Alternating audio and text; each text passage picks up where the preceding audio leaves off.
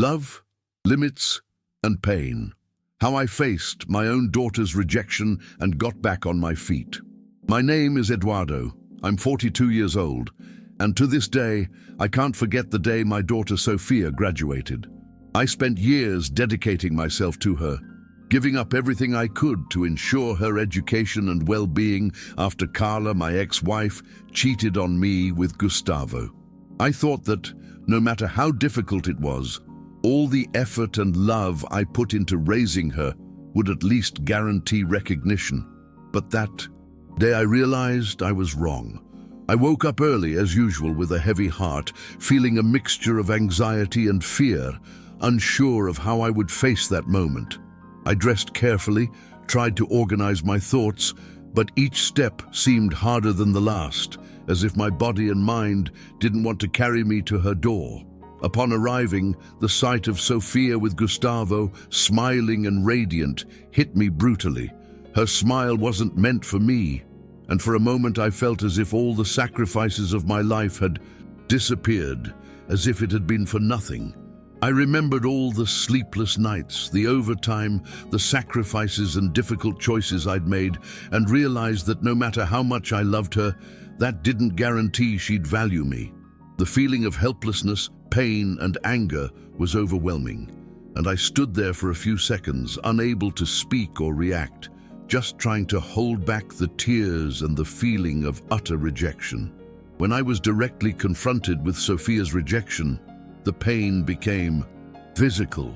She told me clearly and bluntly that she didn't want me to be at her graduation. In that moment, my world seemed to crumble.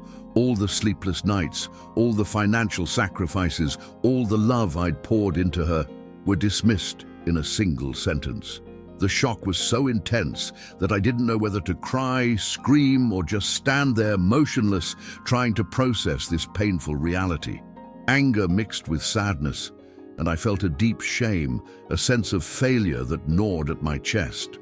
Every memory of happy moments with her now seemed cruel, as if every gesture of affection had been in vain. The feeling of helplessness and the realization that I had no control over how she felt was suffocating. I knew I needed to react somehow, but the pain was so intense that I couldn't even organize my thoughts to make an immediate decision. I walked home alone, each step feeling like it weighed a ton. I sat on the couch, looked at old photos of her, and relived every phase of our life together. Her first steps, her first words, the nights I stayed up nursing her through fevers or seizures, the choices I made to ensure she had a better life than my childhood.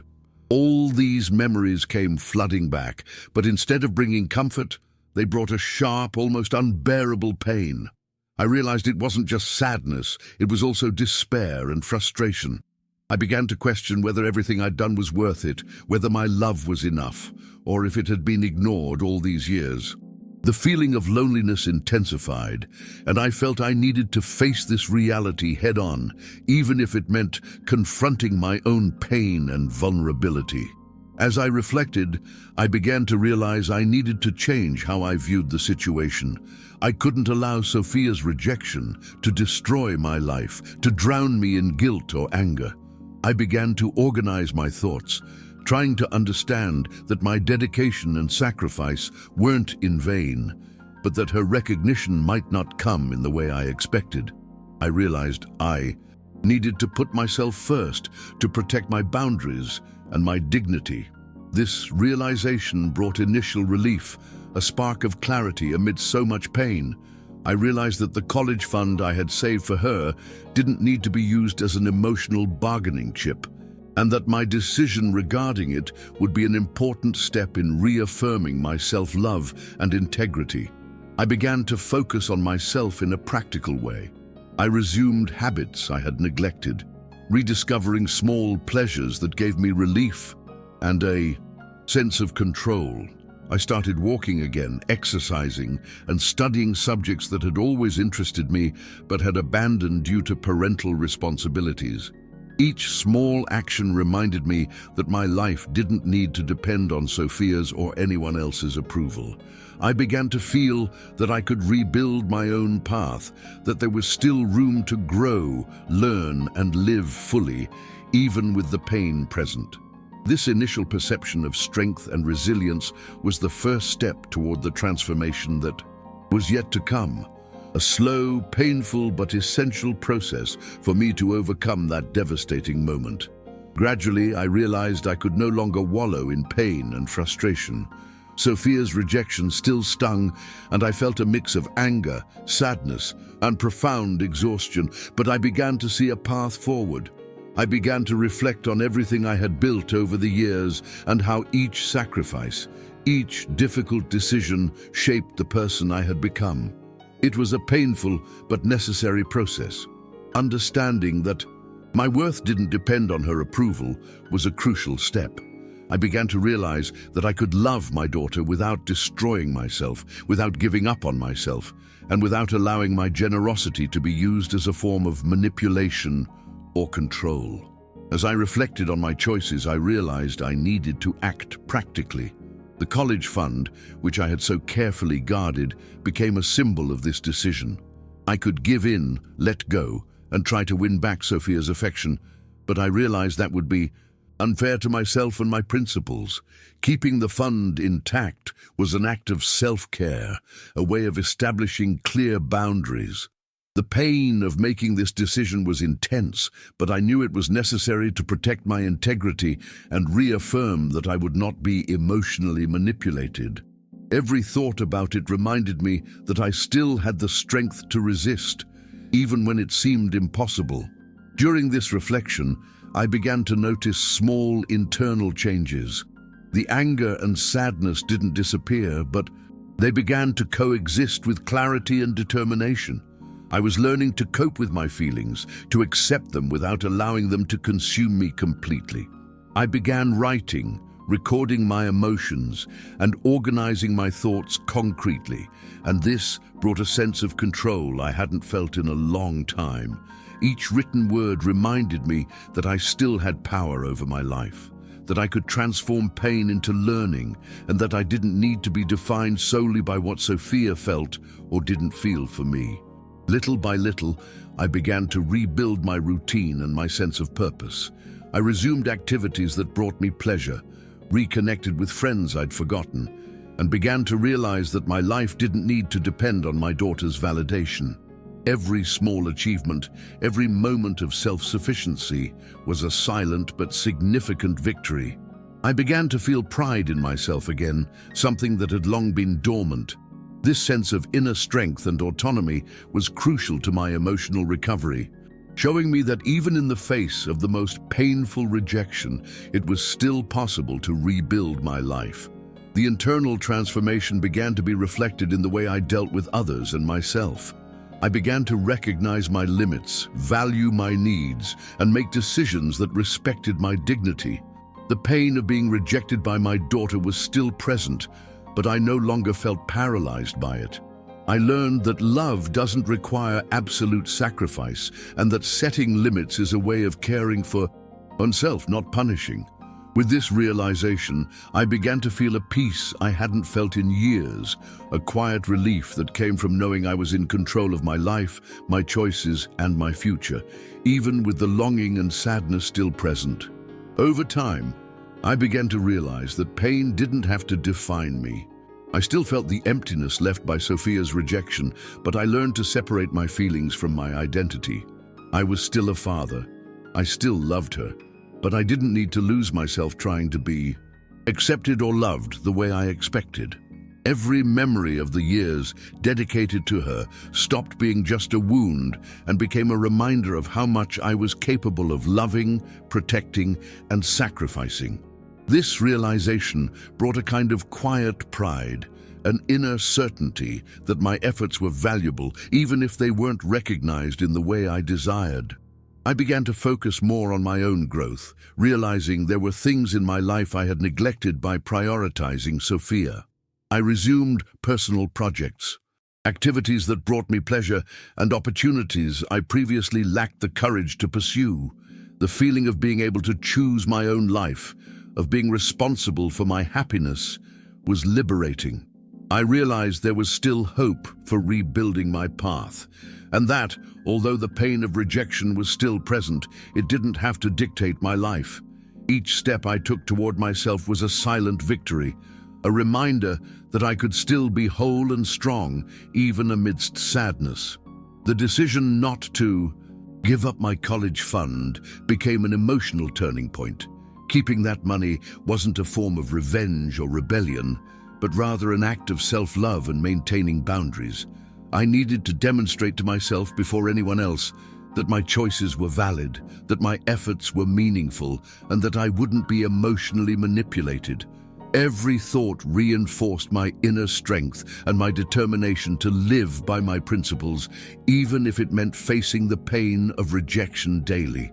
Gradually, I felt a shift in how I dealt with my emotions. Sadness still lingered, as did anger and frustration, but now I could observe them without letting them consume me. I learned to recognize each feeling, accept it, and transform it into learning experiences. Writing, reflecting, and organizing my thoughts became essential tools for dealing with everything I felt. Each step I took toward my own emotional recovery brought me closer to a stronger, more aware version of myself. This clarity brought hope, showing me that even in the face of deep wounds, it was still possible to rebuild my life and find happiness. Finally, I began to feel in control again. The weight of rejection was still there, but it no longer crushed me. I realized I could love Sophia without losing myself, without allowing her contempt to define who I was. Every choice I made now had a purpose: to protect my integrity, uphold my principles, and cultivate my own strength. For the first time in years, I felt a sense of inner peace, a certainty that I could continue living, learning, and growing, even with the emotional scars that experience left. This awareness was the turning point that transformed my pain into resilience and hope. As the weeks passed, I began to realize that I was rebuilding my life from the inside out.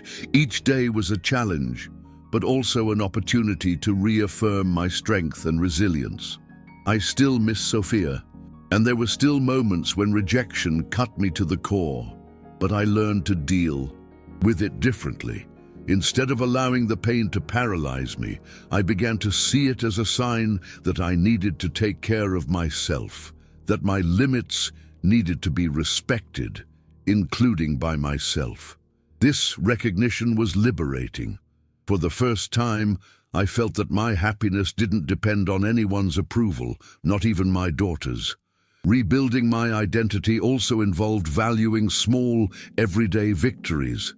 Every step I took toward self-care, every moment I dedicated to myself, was proof that I could still be whole and strong, even amidst pain. I began to recognize my achievements, however small, and feel proud of who I was becoming. A sense of autonomy gradually grew, bringing hope that I could live fully, even while carrying the emotional scars of that traumatic day. Every action became a reminder that I still had control over my own life. I also learned to accept that the love I felt for Sophia didn't need to be conditioned on reciprocity. I could love without losing myself, without allowing her contempt to define my identity or destroy my self-esteem. This realization was a turning point because it allowed me to look to the future with hope rather than remaining trapped in the pain of the past. I began to understand that boundaries and self-love aren't selfish, but essential tools for surviving and growing stronger amid difficult relationships. This learning brought me clarity and security, showing me that I could continue being a father, but also be a whole and complete person outside of my relationship with my daughter. The college fund remained a powerful symbol of my choices and principles. Not handing it over immediately was difficult, but it showed me that self-love and respect for one's own limits can coexist with affection and dedication to someone we love. This decision was perhaps the most difficult and most important act of that period. It represented the ability to act consistently, to not allow my generosity to be used against me, and to affirm that my life and my decisions had value. With each day that I maintained this stance, I felt stronger, more aware of my own strength and dignity. Eventually, I began to realize I was changing from the inside out. The pain of rejection still lingered, but it was no longer devastating. I began to live with more purpose, to value my own company, and to recognize my strengths. The process of emotional reconstruction showed me that even in the face of the greatest pain and brutal rejection, it was possible to learn, grow, and transform my life. The feeling that I could control my destiny, that I could set my limits and follow my path without depending on anyone's approval, brought a kind of peace and strength I never imagined I could feel. For the first time in a long time, I felt ready to live fully. Little by little, I began to realize that life still offered opportunities for reconstruction and happiness, even after such intense rejection. The pain of Sophia's lack of recognition didn't disappear, but it began to transform into learning and strength. I began to value my own company, my achievements, my story, and my ability to overcome challenges. Every decision I made for my well-being, every step toward emotional autonomy, was proof that I still had control over my life and my choices. This realization brought hope and confidence, feelings I hadn't experienced in a long time. I began to see the future differently. The pain still lingered in memories, but it no longer paralyzed me.